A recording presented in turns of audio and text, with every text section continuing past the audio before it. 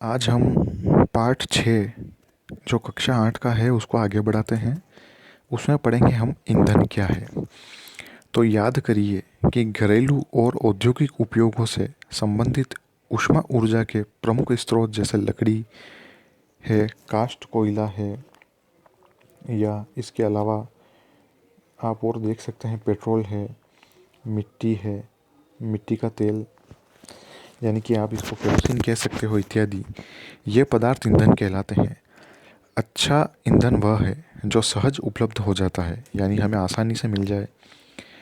और इसकी क्या गुण होने चाहिए? यह सस्ता होना चाहिए और वायु के सामान्य दर से भी सुगमतापूर्वक जल जाना चाहिए। यह अधिक मात्रा में ऊष्मा उत्पन्न करना चाहिए और यह जलने के उपरांत कोई भी अवांछनीय पदार्थ नहीं छोड़ना चाहिए। अगर ये सभी गुणधर्म वह रखता है तो ही वह एक अच्छा ईंधन कहलाएगा। संभवतः ऐसा कोई भी ईंधन नहीं है जिसमें एक आदर्श ईंधन माना जा सके।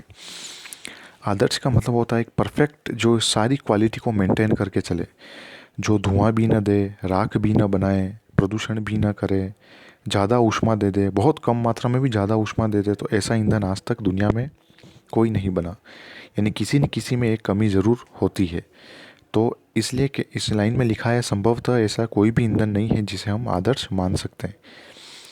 हमें ऐसा ईंधन ढूंढना चाहिए जो किसी विशिष्ट उपयोग की अधिकांश आवश्यकताएं पूरा करता हो। ईंधन के मूल्यों में भिन्नता होती है, ये तो आप जानते ही हैं। पेट्रोल की रेट अलग है, डीजल की अलग है, कोयले की अलग है, लकड़ी की अलग है। तो कुछ ईंधन अन्य ईंधनों की अपेक्षा क्या होते हैं? सस्ते होते हैं। जिन ईंधनों से आप परिचित हैं उनकी सूची बनानी है आपको, जैसे पेट्रोल, डीजल, केरोसिन, मोम, और उसके अलावा जो भी जो जल सकते हैं, लकड़ी, कोयला, आप सबको क्या करना, उसकी एक सूची बनानी। और सारणी 6.3 की भांति हमें ठोस, द्रव और गैस में इन्हें बांटना है। जैसे बताता हूँ आपको, ये सारणी 6.3 आपके सामने है।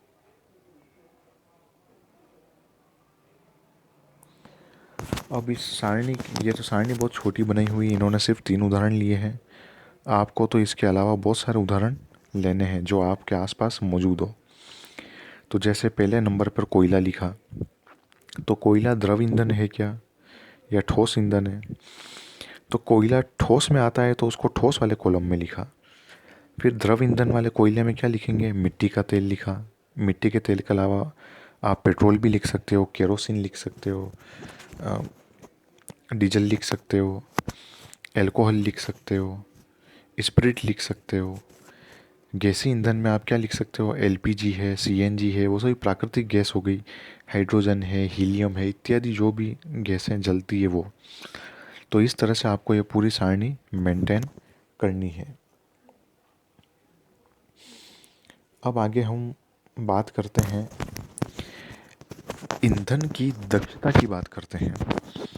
यदि आपसे कहा जाए कि गोबर के उपले, उपले का मतलब होता है कंडे, गोबर के बने हुए कंडे, कोयला और एलपीजी को जलाकर पानी कोई एक निश्चित मात्रा को उबालना है, तो आप इन तीनों में से कौन सा ईंधन चुनेंगे? तो आप तो गैस ही चुनेंगे, एलपीजी। क्यों? कारण बताइए।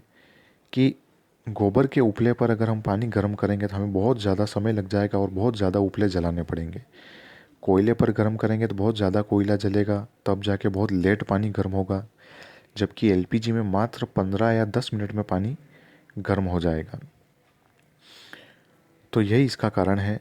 आप अपने माता पिता की मदद ले सकते हैं इसका कारण जानने में, लेकिन मैंने आपको इसका कारण बता दिया है कि कम मात्रा और कम समय में अधिक ऊष्मा प्रदान कर दे, इसलिए हम वो ईंधन लेंगे।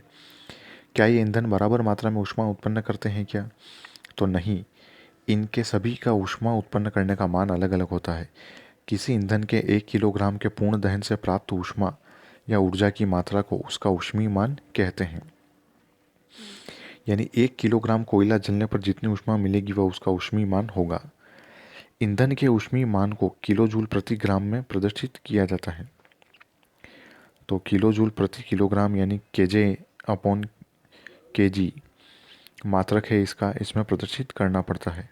कुछ ईंधनों के ऊष्मीय मान नीचे सारणी में दिए गए हैं जो आप देख सकते हैं।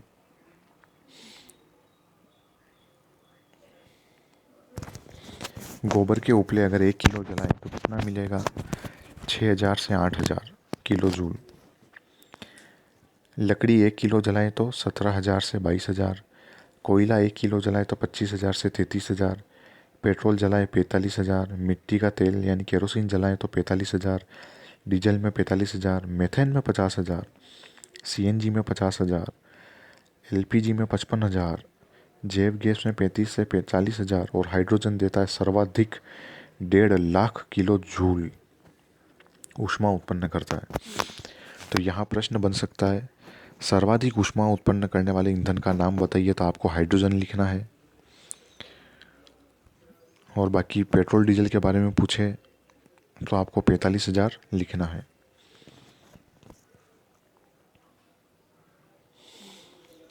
अब है ईंधन के दहन से हानिकारक उत्पाद क्या प्राप्त होते हैं।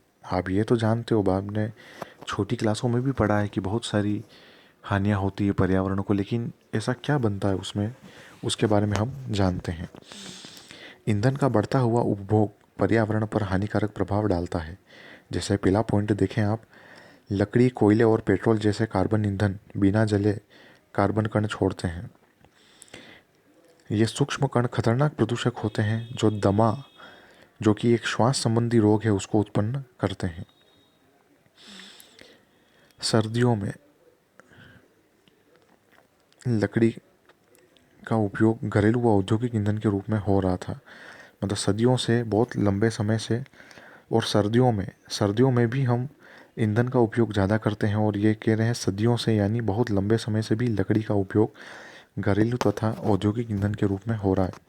परंतु अब इसका स्थान कोयले और एलपीजी जैसे ईंधन ने ले लिया। अभी भी हमारे देश के बहुत से ग्रामीण क्षेत्र ऐसे हैं जहाँ ईंधन के रूप में लकड़ी का उपयोग हो रहा है, क्योंकि यह आसानी से उपलब्ध और सस्ती है। परंतु लकड़ी को जलाने से बड़ी मात्रा में धुआं उत्पन्न होता है, जो मनुष्यों के लिए बहुत ही हानिकारक है और श्वसन कष्ट उत्पन्न करता है। यानी हम जो श्वास लेते हैं, जो वायु फेफड़ों में जाती है, वहाँ वह बहुत तकलीफ देता है।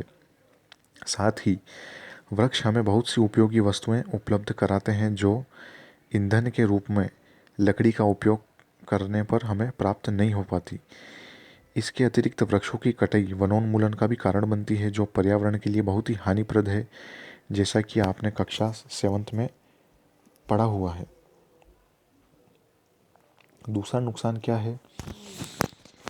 इन ईंधनों का अपूर्ण दहन, अगर मान लो पर्याप्त ऑक्सीजन नहीं थी वहाँ और इनका अपूर्ण दहन हुआ, तो अपूर्ण दहन की स्थिति में कार्बन मोनोऑक्साइड गैस बनती है।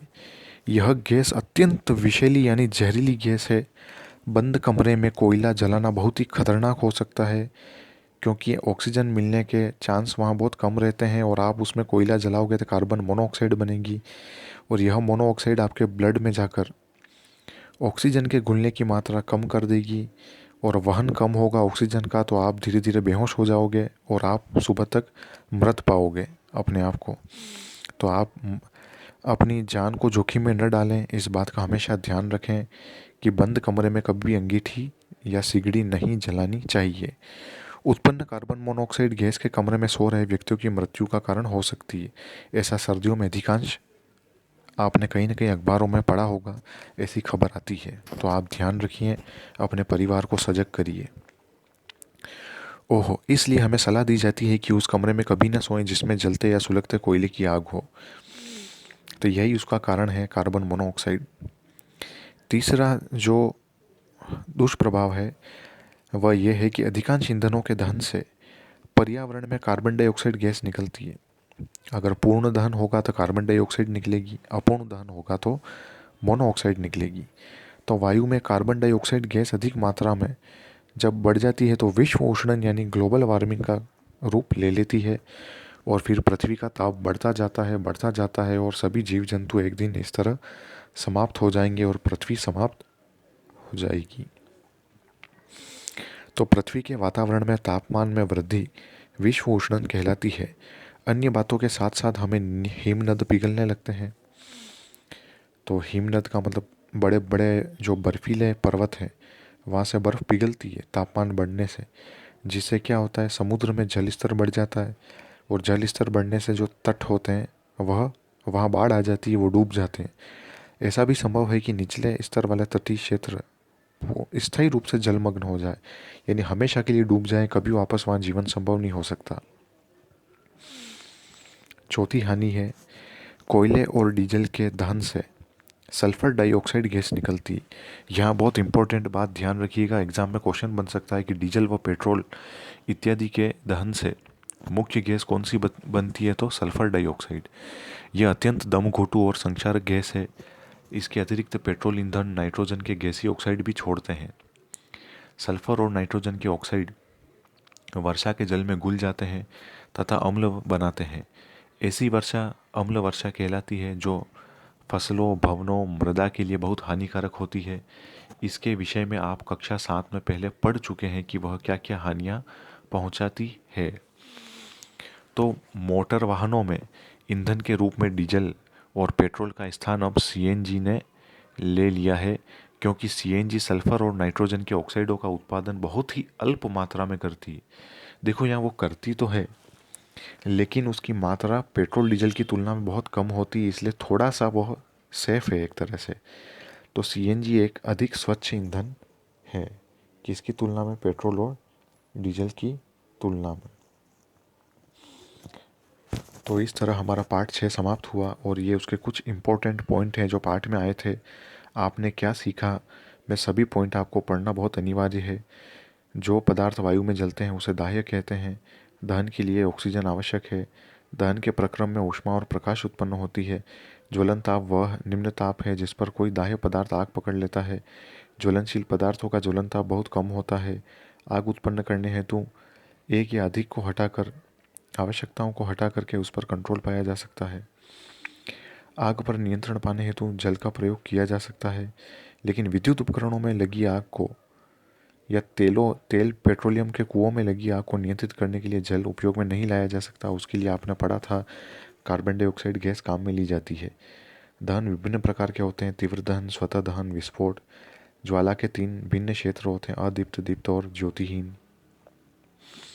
आदर्श ईंधन सस्ता होना चाहिए, आसानी से उपलब्ध हो, आसानी से जलने वाला, आसानी से वहन करने वाला, ऊष्मीमान उच्च हो, उसे आदर्श ईंधन कहेंगे।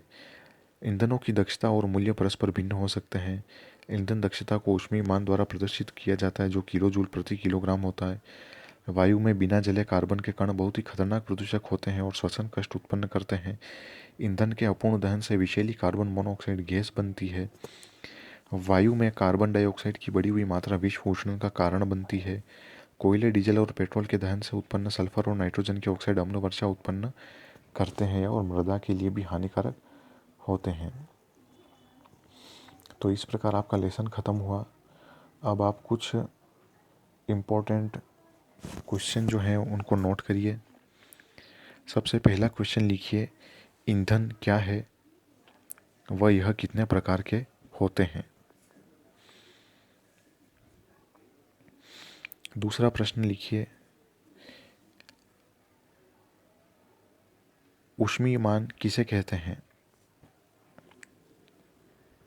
तीसरा प्रश्न लिखिए, ऊष्मीयमान का मात्रक क्या है। चौथा प्रश्न लिखिए, एक आदर्श ईंधन की विभिन्न विशेषताओं को बताइए। अगला प्रश्न लिखिए, विश्व उष्णन क्या है व यह कैसे होता है। तो यह 4 क्वेश्चन आपका होमवर्क है। आप इसे अच्छी तरह से पढ़कर सॉल्व करने की कोशिश करें।